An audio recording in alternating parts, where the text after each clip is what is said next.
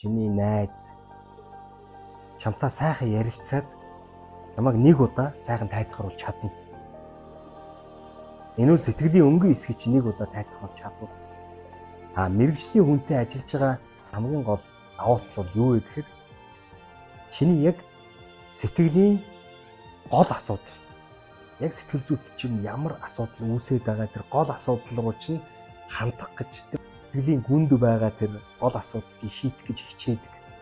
Тэр гол зүйлийг одоо хоошин тавихгүйгээр зөвхөн нэг удаадаа гоё болоод тайтгараад инех биш. Гол зүйлтэй хэцүү байсан ч гэсэн нүүр тулж асуудлыг шийдэхэд тусалдаг. Ерөөсөө мэргэжлийн хүнд хандж байгаа ганцхан давуу тал ерөөсөө л тэр аялалд яваад ч юм уу те сэтгэлийн өнгөн эсгээд бид нар тайтгаруулж болно. Гэхдээ гүнд байгаа тэр гол асуудал чинь цаана байсаар л байгаа.